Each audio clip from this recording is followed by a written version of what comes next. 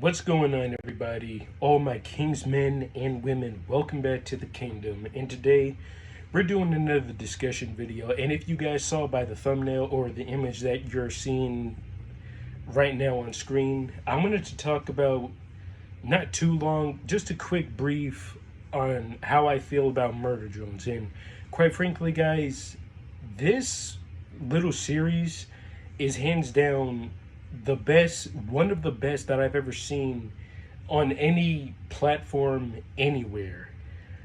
Like the storytelling, the animation, and the fight scenes, like all of it is just what you would call, like, as people say nowadays, peak cinema. And to me, this show was definitely peak. Down to the character designs, the backgrounds, the music, the eeriness, and of course, the characters. Like, the characters were just so perfect. Like, everybody had their flaws, but everyone also had their great strengths at the same time. It was just so perfect to me. And don't even get me started on the lore for this show.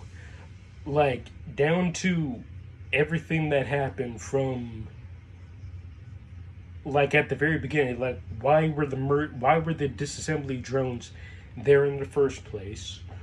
Why were, like, well, actually, what was the mystery behind Uzi's mother, since for most of the time all we saw what who her father was. B, like, who exactly was Sin? Like, what was her whole deal? And don't even get me started on Tess, because up until the later episodes we have no idea who, like, she really was, or like what her deal was. And come to find out, it was Sin wearing her like a skin suit. Like, if you guys think about it, Sin is like the reverse Springtrap.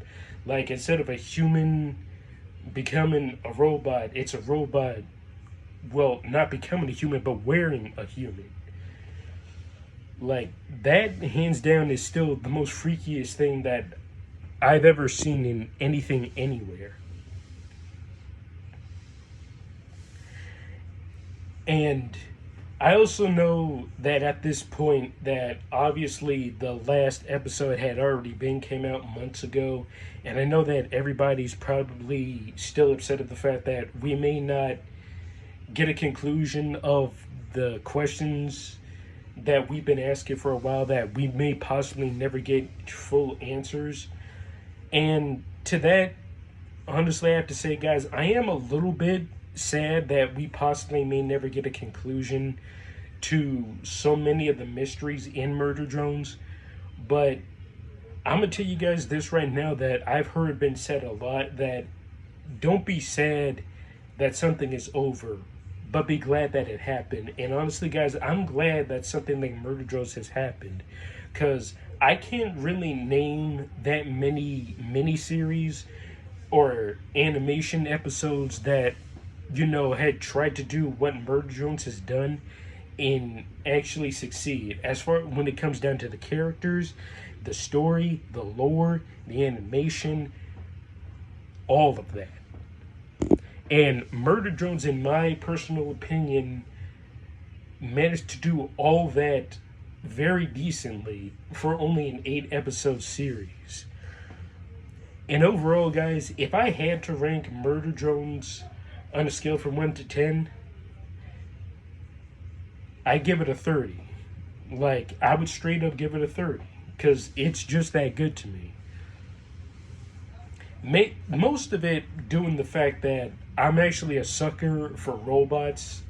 Like I'll tell you, like FNAF, like the Power Rangers that actually who fight robots, and Transformers.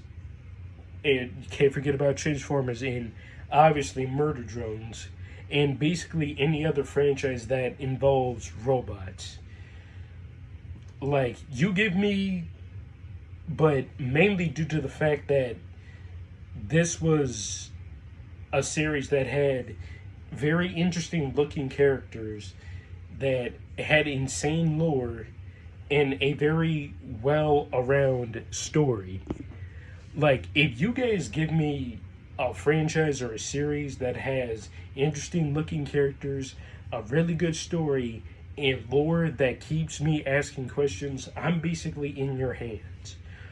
But yeah, guys, that's basically all I really wanted to say for this video. I didn't want to take up too much of you guys' time because I'm still working on a whole bunch of other videos that you guys will be seeing very soon. So be sure to like, share, and subscribe for more content. Let me know what else you guys want me to talk about. Let me know what versus episodes that you guys want me to talk about. And I will see you guys in the next video. Peace out.